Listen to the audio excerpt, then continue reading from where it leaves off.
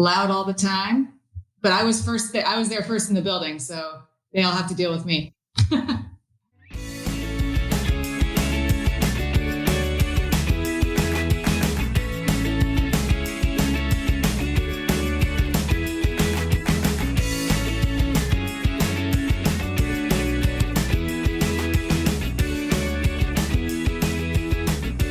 Welcome to the Exploring Washington State podcast. Here's your host, Scott Cowan. All right. So today my guest is Leigh Stone of Crybaby Studios and the Solarium Creative Works, right? Did I get that right? Correct. You did. All right. It's kind of a little sloppy there, folks. But Leigh, welcome. Thank you for making this happen. Let's get started. Well, Crybaby goes back a while. So let's start there and we'll work our way to the present. Sure. What got you started doing this? I mean, why on earth? Well, there was a lot of opportunity in the late 90s for music was huge. You know, we had a big microscope like pointed down on us for grunge and so music was really huge. I was in the arts community. My partner at the time, we had some building skills and could get real estate for $0.25 square foot. And so in the building, I think it's $0.25 square inch. Yeah, definitely. Yeah. We're on 11th and Pike, between Pike and Pine, and have been there since 1999. Very unconventional start. I threw illegal after-hour parties to raise capital to build walls and did all that myself with some awesome, dedicated people who wanted to, make some money and build studios, and built it up over a couple of years. Actually, about 5 years. We had like 2 phases to get it to where we're at, which is it's roughly 13,500 square feet and around 52 studios of month-to-month leased practice spaces. And they're 24-hour access and loud all the time. But I was there first in the building, so they all have to deal with me. Right. It's like if they move in and complain about the noisy neighbor, you're like, I was here first. Yeah, so I have a question out of this. So you've been doing this since 1999. Mm-hmm. I don't know if you can answer this question because you probably never thought of this question. Maybe you have. I don't know. I warned you about this. What day of the week is the busiest at the studio? And what time is the studio busy? Because I have preconceived notions. Yeah. And well, when people were gigging and out at shows, sometimes it'd be 2 to 6 in the morning that it would be the loudest. People would load in after shows, and it's definitely changed over time. But Thursdays, towards the end of the weeks, definitely 7 p.m. on, sometimes late night. Daytime's pretty quiet. Right. That's kind of what I suspected. Yeah. Both because we have day jobs or if we're playing late at night, we're sleeping during the day. That was my preconceived notion. Okay. Sorry. That's fine. It's totally fine. So you have 50 studios or so in this building. Mm-hmm. And are these just practice places, or they're not recording studios as well? Are they per se? No. Definitely people record.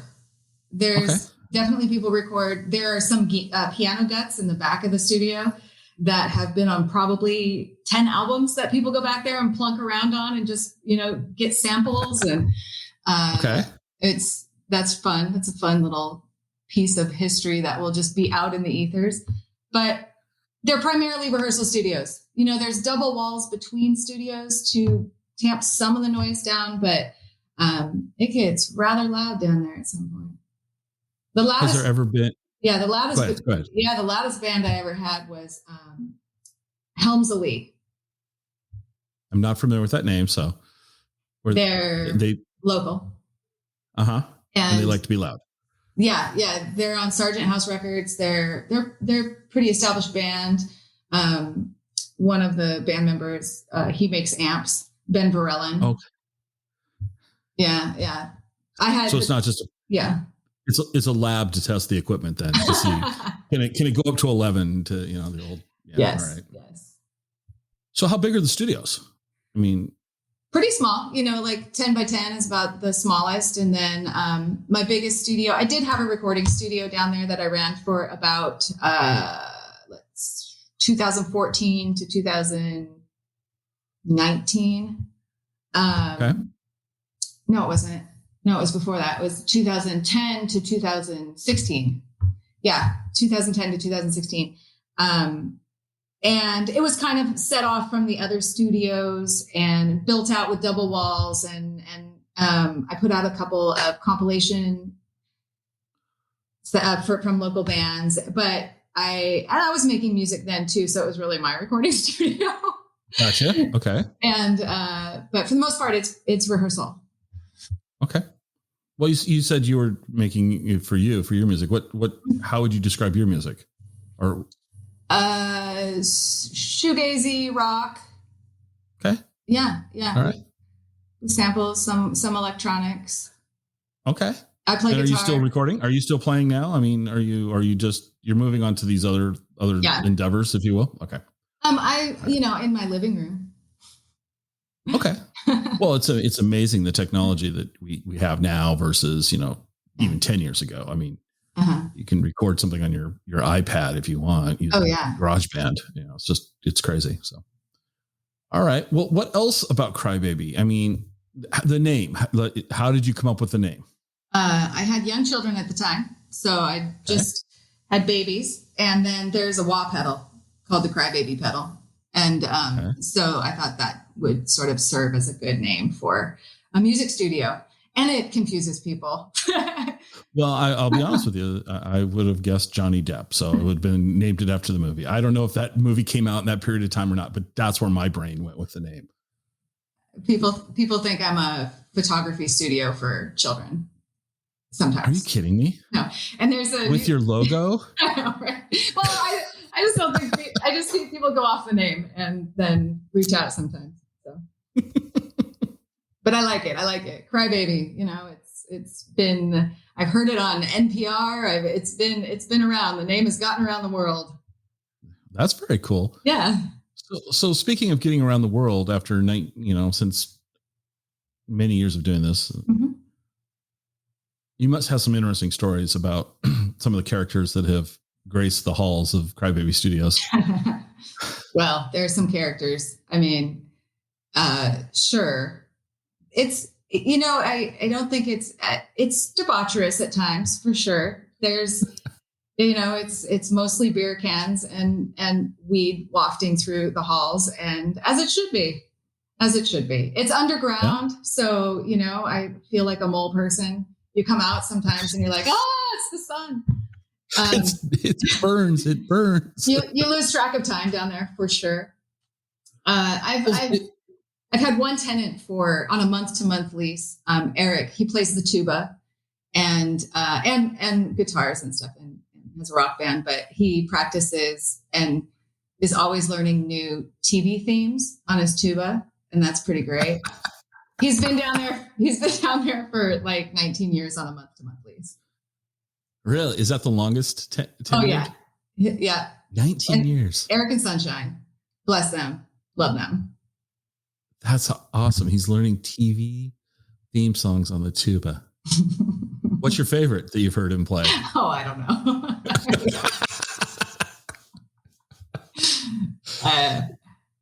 Well, question, because, musicians, equipment's heavy, bulky. It's, unless you play the harmonica or you're a singer. How are they getting the stuff in and out of there if it's below? I mean, is there a loading dock, or are they schlepping the stuff up and down stairs? I love this question because it's up and down some stairs, and a lot of stairs. So there's 12-foot ceilings down in the basement there. So it's an old automotive building. It's in the automotive row up on Capitol Hill, and it's you're schlepping it up and down some big amps. So one of the things you could do, this will now turn it into a business consulting episode. Great. Perhaps you should also charge extra as a gymnasium and they're working out. Well, that's what I say. I said it gets your blood pumping before you have to go, do a show. But I can't. There's a gym upstairs, which is funny that you mentioned that. So maybe in the last 5 years, a gym moved in, and they're dropping weights on the ground all the time. And my tenants started coming to me and were like, complaining. And I was like, guys, do you know what they have to listen? They have to listen to you learn how to play drums. Like, they're just dropping shit on the floor. But Eric's over here learning the theme to Hawaii 5-0 on his tuba. Give him a break. Like, all day long. Oh my God. What other interesting stories? I mean, I would have never guessed the TV tuba guy, so that's kind of cool.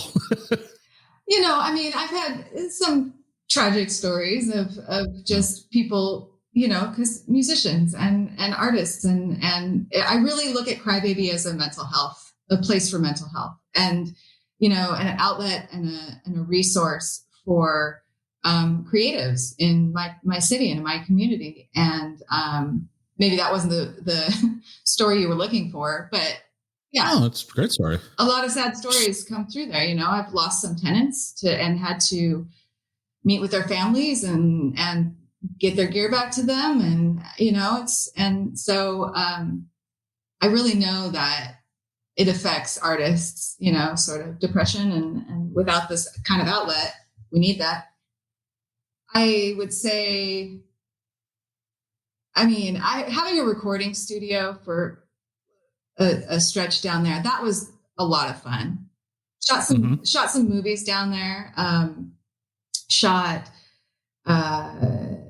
Fat Kid Rules the World, which was a fun sort of like punk rock saved this teenager from, that horrible teenage life. And it was a Matthew Lillard movie. And that was kind of fun to have, a big film crew down there. And very different though than music. Music, you're schlepping and doing it all on your own. Like a film crew is like somebody was standing there holding the fluorescent bulb, and I was like, whoa. I was like, that's your job. That's your job.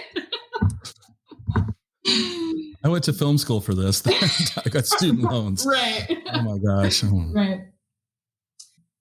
Who might be the most mainstream, I guess, mainstream notable name that might have spent some time there through the years? Who might the general public recognize?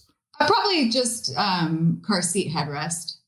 They're a huge indie band, and they were down there for a very long time. Really great guys. Just actually from the pandemic, they just kind of decided to give it up for a while because everybody was dispersing and not really utilizing the space. And but there have been other big like black metal, a lot of drone, like like I said, Hamza Lee. They're pretty notable, and Black Breath. Okay. R.I.P. Elron Elijah, those sad stories. But they were down there for a really long time. They were pretty huge. I mean, they'd open like at Ozfest. Oh, wow. Okay. Yeah. What's really neat, though, is I think nostalgia that people have for Seattle, and that people are still moving to this town for music, and they reach out to me and they share their stories about what they think of Seattle as, and music really defines, at least the people that call me, a lot of that. Right.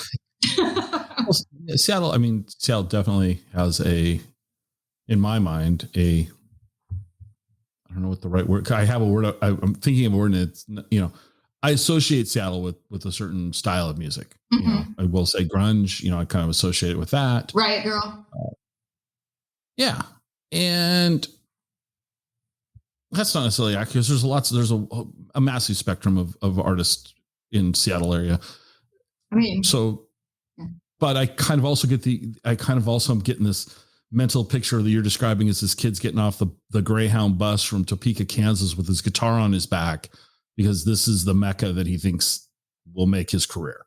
Yes. And so then they end up at your doorstep looking for a place to crash maybe, or a band to join. And there we go. Mm-hmm. So kind of like Hollywood would be for aspiring actors or actresses. Oh, definitely. Definitely. When I had a dad brought his son down when I had a recording studio, and he recorded all Nirvana covers.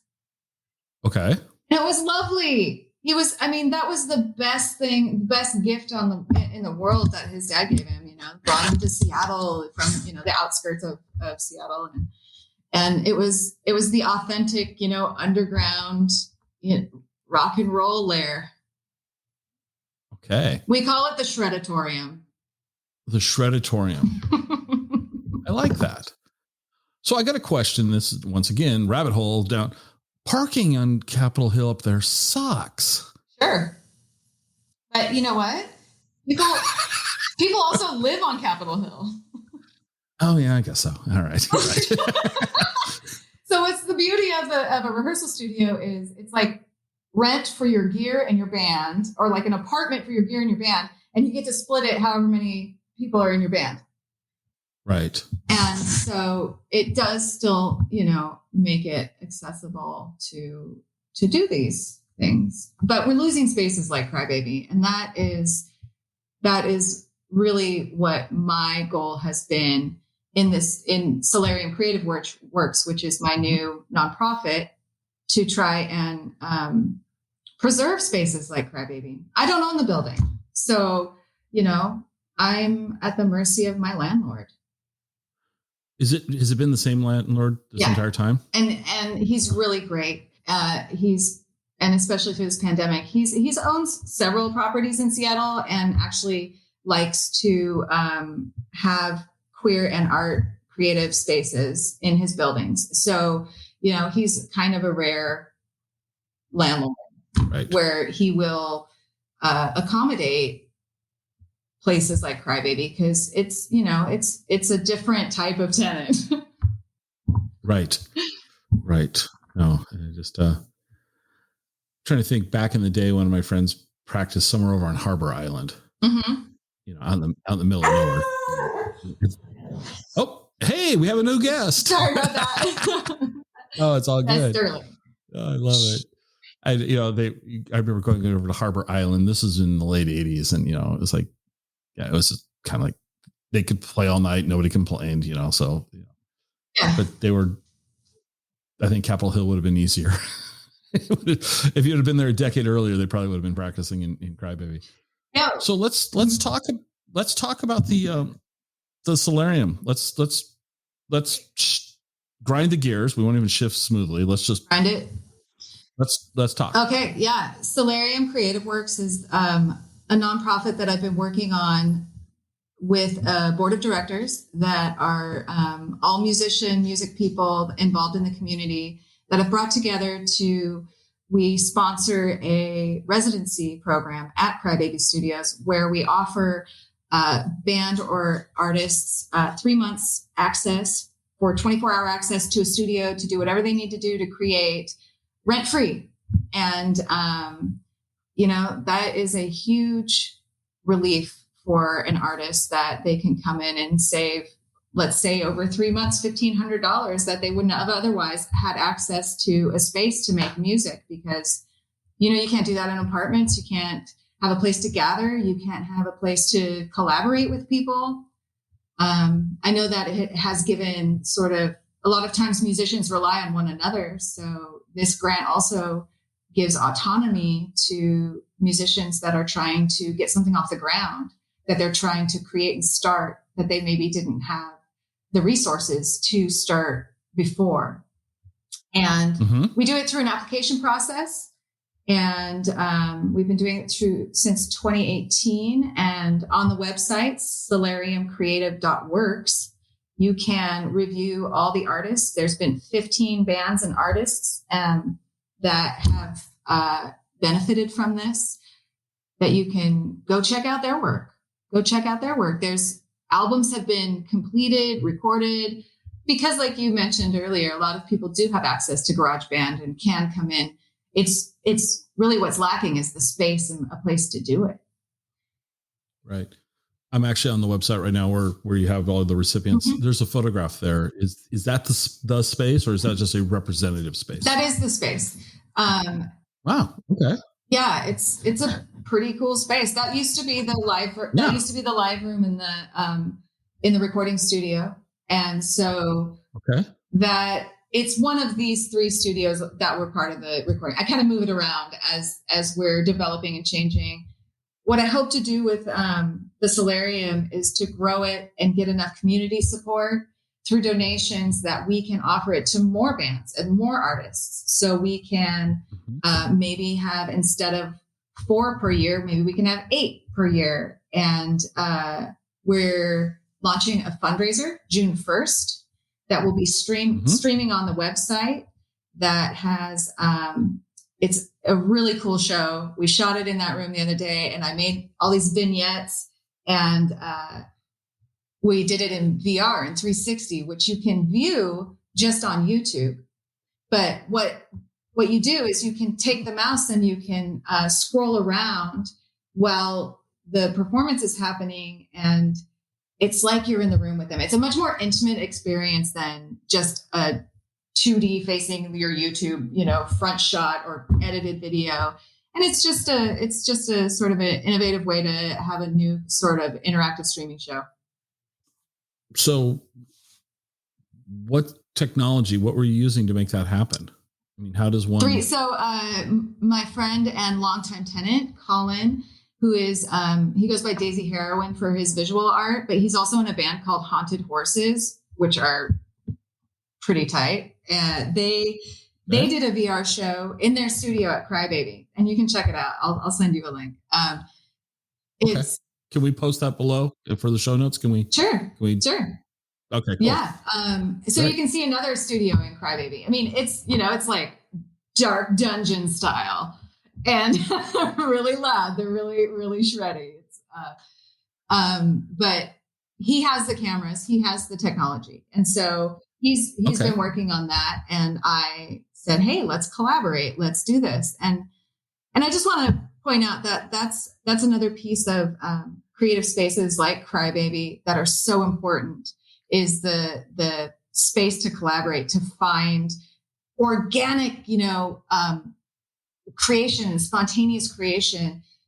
You're walking down the hall. Alia, who's on the board, she always likes to, she likes to mention how she got her first show in Tres Leches is her band. And she saw Fiona, who's also on the board, in the hall, and Fiona was like, hey, do you want to open for my band? And then she got her first show that way. It's the connections, it's the community that is. Is there like a common area down there that, like with? There used to be a smoking room. I was like the last smoking business in Seattle. Oh my gosh. I know. It was crazy. So there used to be a smoking lounge, and heck yeah, people would just kick it in there and hang out and get cancer. And it was great. Shouldn't laugh at the way you said that was. It was very, I'm really glad it's gone. But that was the only common area. Now it's the halls. It's the sidewalk out front. It's shows when we used to be able to have them, but common areas, no, not really. Yeah, the halls. Sure, the halls. Okay. So this upcoming event in June. Yes. But let's go ahead and elaborate on that a little bit more. Sure. Yeah. We're aiming to raise $10,000, and donations will be accepted on the website, solariumcreative.works.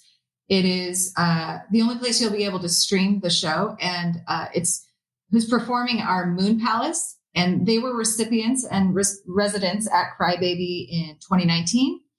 And Matt Badger, who happened to record he's a drummer, he's a local drummer, but then also he's a guitarist and songwriter, and he's amazing. He's played in so many projects. He played in my band. He's really talented, and he recorded his album at the studio at Crybaby 5 years ago and just released it. So he's did a 2-piece, like, broken down set. And then Bijou, it's like a disco duo. And they're also tenants at Crybaby. But these 3 bands you can stream sort of at your leisure. I'm hoping to leave the stream up for a month so you can go when it's convenient for you. And I also wanted to, support these artists that have been put out of work and left behind a bit in this pandemic and in this economy. And I don't know how quickly it's going to recover. I do know that we've got a lot of amazing programs in our state to help bring venues back. And I want to encourage everybody to go support these places and these artists when we're able to again. I know everybody's really itching for it, so it's not a hard ask. No, I don't think it's a hard ask at all. So a question I always love to ask, on these episodes is a 2-part question. Mm-hmm. Well, as a performer, where was the coolest place in Washington you played? And as a audience participant, where's the coolest venue you've seen a performance at? Okay. Well, I really loved the Old Comet. I gotta say, I played there many times, and, I would get shocked by the mic. I cracked a tooth on the mic there. I mean, it's like, that's kind of, I really loved the Old Comet. It's not the same. So me personally playing, I think those were some really fun memories. Black Lodge, which is a DIY venue. It's off of I-5. It's sort of an underground venue, but really supported by the community and really incredible for touring bands. They put up touring bands, and it's all ages. We don't have enough all ages in this city. So Black Lodge. Seattle. Yes. Yeah, I don't think Seattle's really ever had an underage scene for anybody. No, we've struggled with it. And I know there's been a lot of really good people advocating for it, but it just doesn't, there was, back in the day, there's Vera Project. I work with Vera Project pretty closely. I support them with donations and gear. I gave them, at the beginning of the pandemic, I had a couple keyboards I wasn't using. I was like, here, take them, put them in your library. And they're a really great organization. So okay. Vera Project. As far as one of my favorite shows I've ever been to was, let's see. I don't know. It's hard. The Triple Door is really beautiful to, shows to go to. Showbox. Mm-hmm. Showbox is great. Right? Which one? Oh. You mean the real one, right? I don't even acknowledge this. Thank you. So those are those are some more formal venues, but Showbox is great. Yeah. Okay. At the Market. Right. What was the last show you saw at the Showbox? Oh man. It's been a while. I know. I can remember the last one I went to. Why is it? I went and saw X and Squeeze, which was a very strange combination. Yeah, it was a very weird combo, but it was kind of cool. You know who I saw, and you might be into this, is that it was just such a memorable show. I saw Red Cross. Do you remember Red Cross? Really? I do vaguely, okay. But there's something rattling around in my brain. Chop Suey of all places. At Chop Suey, yeah, okay. That's a fun place to play, actually. Yeah, okay. I'm bad at favorite questions because that's okay. So are you starting to see, at the time we're recording this in May of 2021, are you starting to see, are things pushing up from the ground now? Are we seeing a rebirth of the arts in Seattle? Are the venues starting to open up slightly? Do we have hope? We have hope. Yeah, absolutely. And as far as any advertised shows, I'm starting to see some for September. Okay. Yeah. So I got an email the other day for something in September. Yeah, it's going to happen quickly. And I really just hope the social anxiety isn't any worse than it was before, because Seattle has a sort of a reputation for our social behavior. Oh, it's not so. I just really hope people can feel confident, and I do. I'm out there. I mean, I know I'm on the, I'm not immunocompromised or anything, so I'm lucky in that respect. So, but I'm fully vaccinated. Yay! Good job. So, what else do you hope Solarium Creative Works will evolve? Great, thank you for asking that. I hope it's there to promote the need that exists for maintaining creative spaces in the urban cores of cities, because it's been known for a long time that artists are being pushed to the outskirts, and due to affordability and gentrification. And I really hope that I can be that voice that can share all the added value and benefit that spaces like Crybaby bring to a city. It's where all the all the service industry workers that have, restaurant jobs, so they can go 2 or 4 months out of the year, and they're there for, us to have a good time, to go out to a dinner and a show. And that if they have to live in Kent and come to the city, that's not feasible. That's not very sustainable. So what I hope Solarium does in the big picture, I would love to develop more Crybaby Studios. I would love to occupy 20,000 square feet somewhere else in the middle of the city to maintain and sustain communities like Crybaby. That's the big goal. And we're starting out small. We're starting out with residencies that for 4 slots last year, or 2019, I had 75 applications for people that were just chomping at the bit to get into Crybaby to do this. Wow. And your goal is to hopefully to double it now, so you can offer maybe 8 a year instead of the quarterly 4. Yeah. That'd be great. But still turning away a lot of people. Yeah. But, if it's, if it shows the need and can promote the idea that we need to develop more spaces that are like, that are available, and, and that doesn't mean it has to be develop new spaces for free for people, just so they're there and they're preserved and they're long-term and they're not turned over in the real estate market that we exist in. And that they're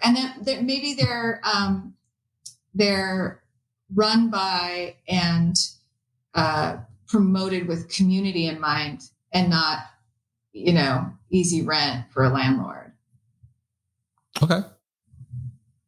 All right. Because musicians aren't going to stop, they're not. I certainly hope not. I know, but that would be devastating if we did. Let's shift. So when you're not running Crybaby, what do you do for fun and relaxation? I go up into the mountains and hike around with my dogs. I make art. I'm a ceramicist. And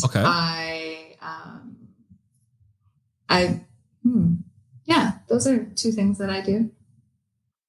Okay. All right. Where's a good hike for you?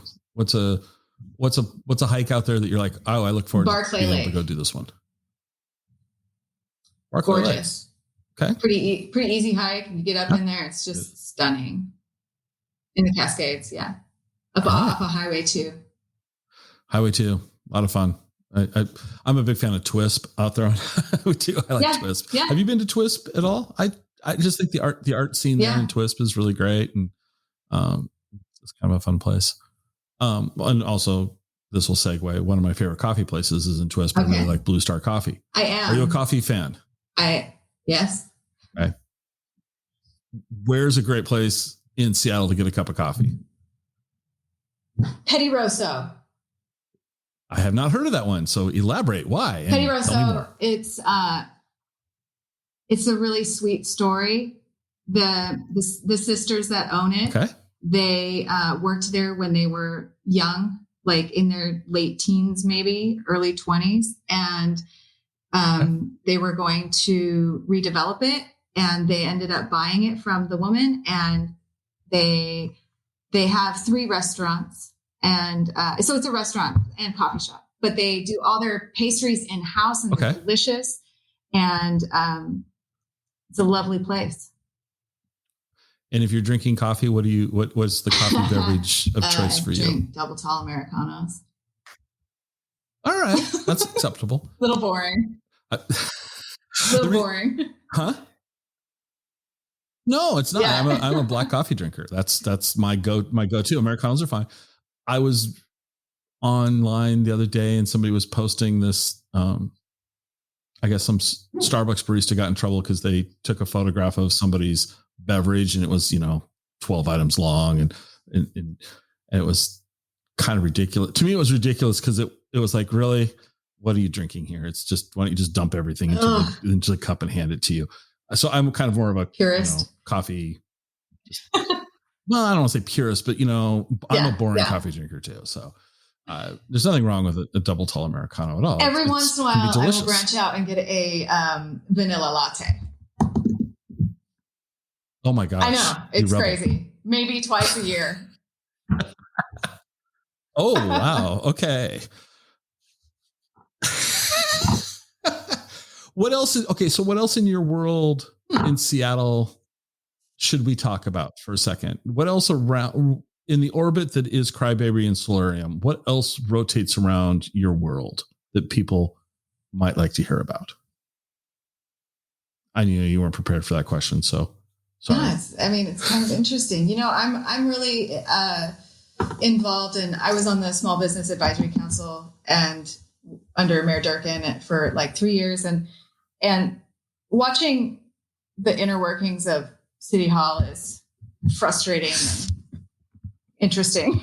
So I do try and stay as involved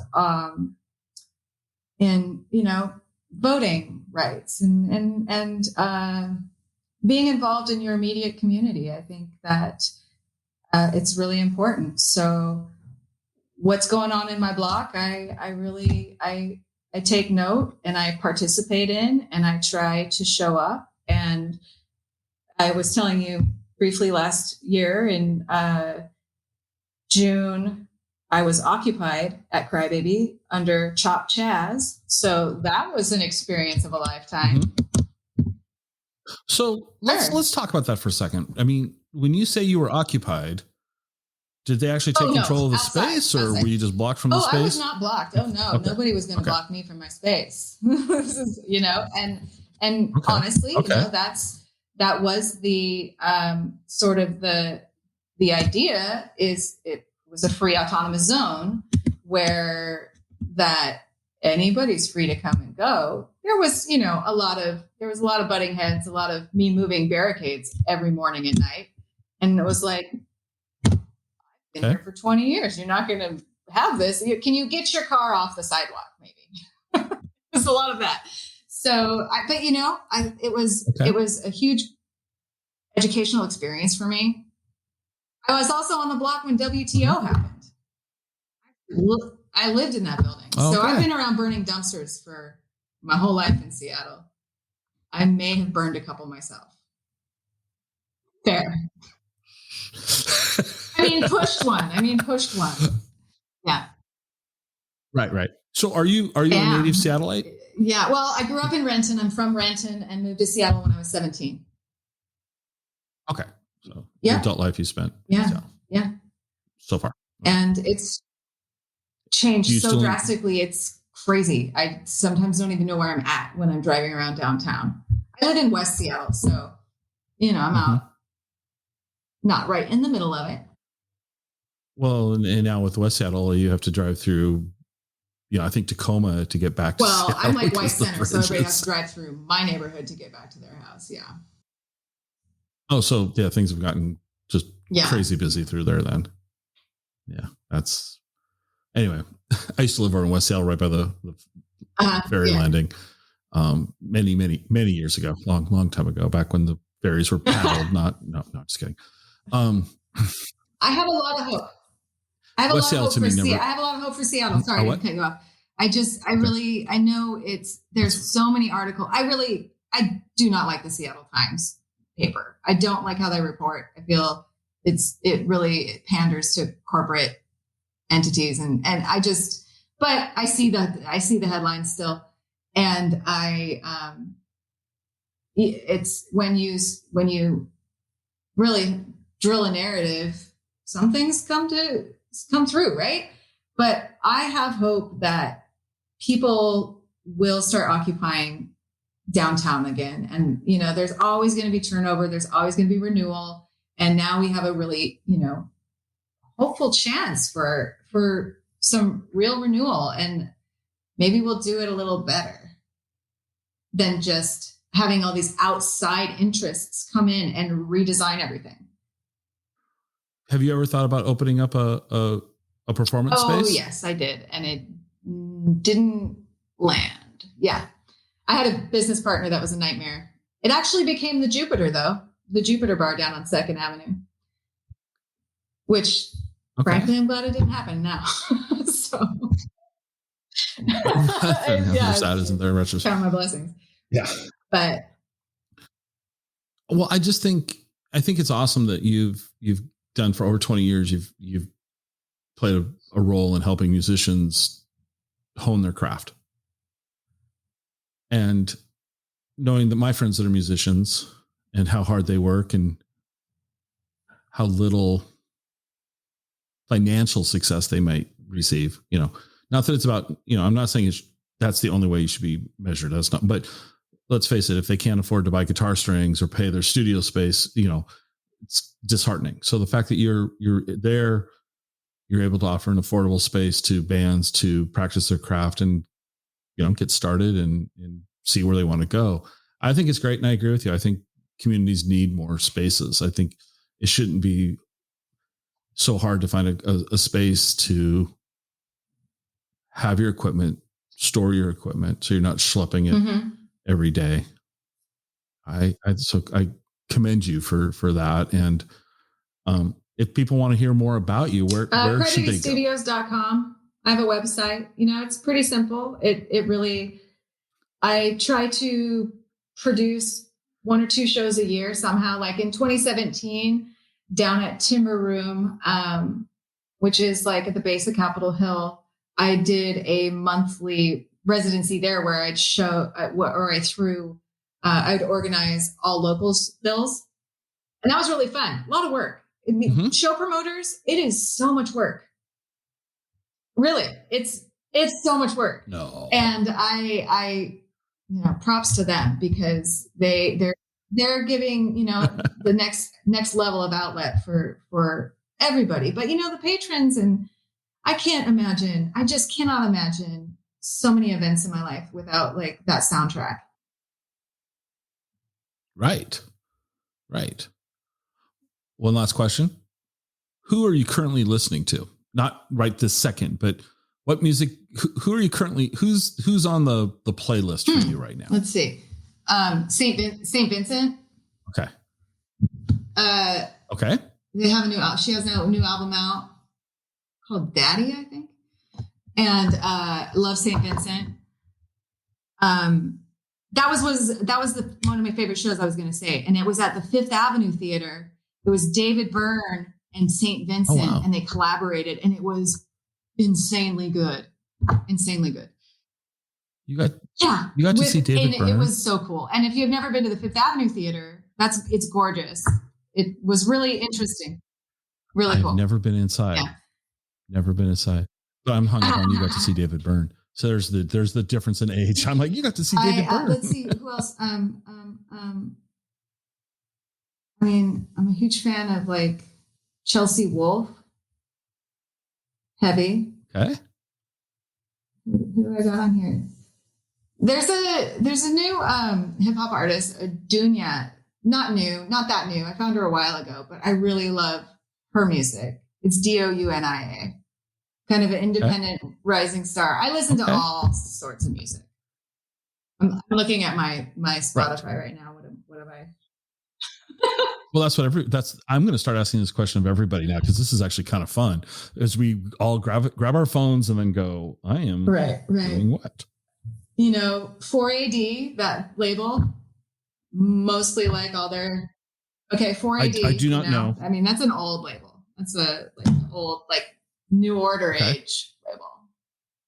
It's so funny because what you listen to radically different than what I'm listening to, which is wonderful, because now I'll probably go listen to a couple of them and I'll find something there I like. Right.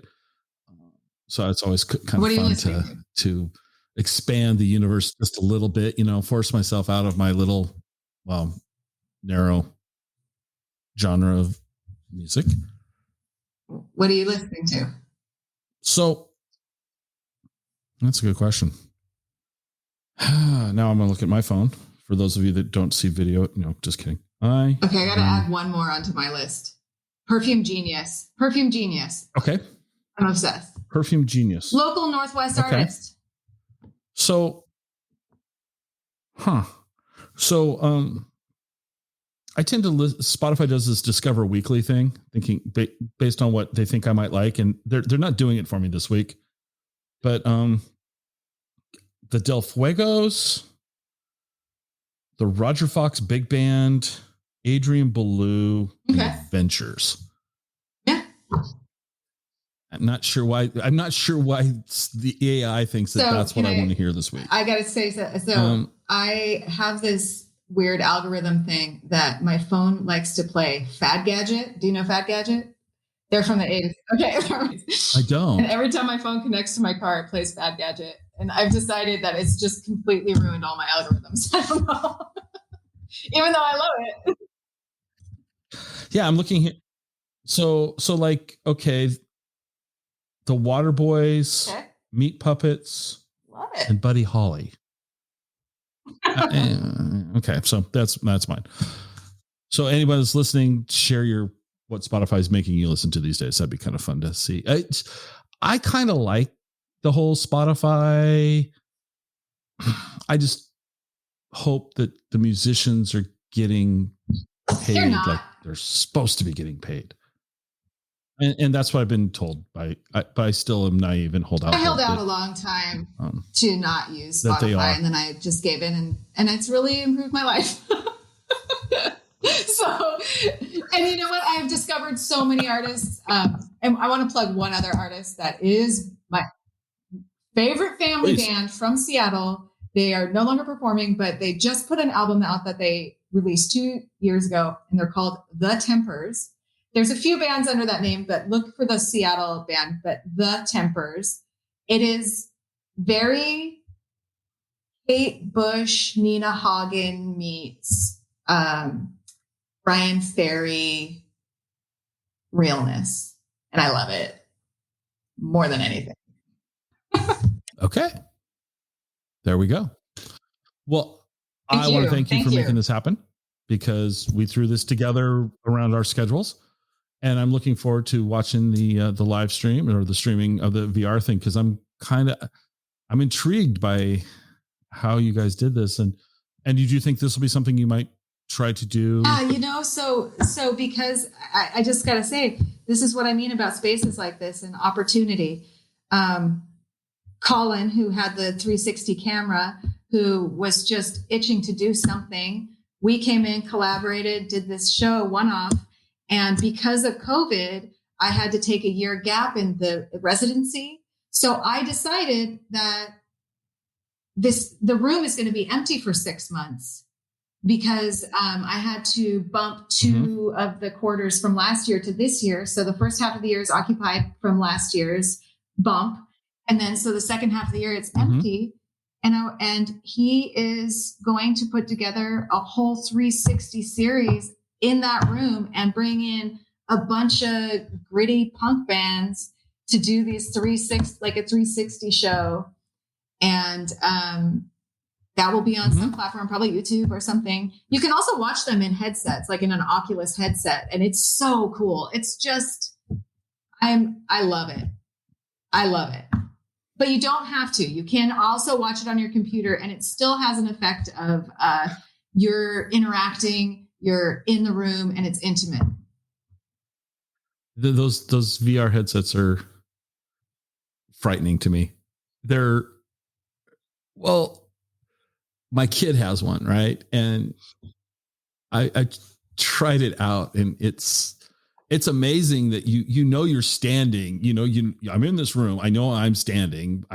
My brain knows all this, but my brain is like, oh no, you're not going to do that anymore. It's amazing how we can trick ourselves. So, yeah. So, all right. Well, listen, we're going to close. I really appreciate you. Go up, but you get the last word. Right. So there you go. I really hope everybody gets a chance to experience this show and, show your support by donating at solariumcreative.works June 1st.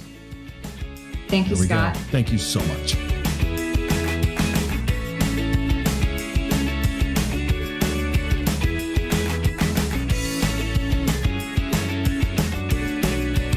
Join us next time for another episode of the Exploring Washington State podcast.